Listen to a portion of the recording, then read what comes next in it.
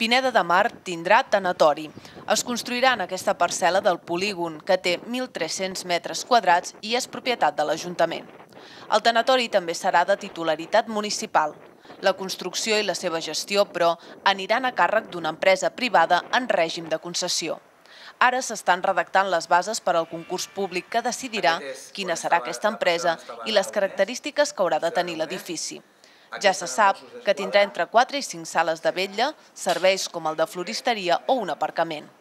Incorporem com a canvi, per exemple, al servei de calella, incorporem la sala aquesta de vetlla, de cerimònia, diguéssim, perquè es puguin fer tot tipus de cerimònia, tant religioses com no religioses, i després una mica el tema d'aparcament, també ho hem pogut solucionar perquè és una parcel·la, a més, que queda enfonsada i que permet poder fer aparcament subterrani amb facilitat.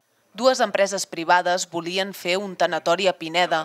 Finalment, però, l'Ajuntament ha decidit que l'equipament sigui públic per tal de tenir-ne el control i també per aconseguir més beneficis pel municipi. A banda del cànon a pagar a canvi de la concessió, les empreses poden oferir contraprestacions. És el cas d'un dels privats que havia presentat un projecte de tanatori. Cabré Junqueras disposa d'un terreny comercial a tocar del municipal que podria incloure en la seva oferta per tal de guanyar el concurs. Aquest vespre se celebra una reunió amb els veïns per informar-los sobre el tanatori. L'alcalde ha remarcat que no hi veu cap pega, ja que l'equipament no inclou el servei de crematori, no provocarà cap molèstia, està allunyat de les zones més poblades i dinamitzarà l'economia de Pineda.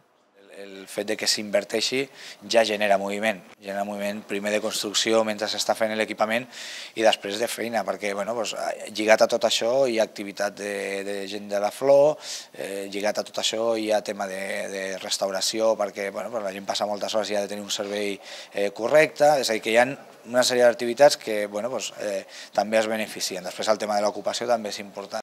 La primera intenció de l'Ajuntament de Pineda era ubicar el tanatori en aquests terrenys just darrere el cementiri municipal. Finalment, però, ha desistit de fer-ho perquè la Generalitat l'ha informat que la prioritat és mantenir aquests terrenys com a sòl agrícola.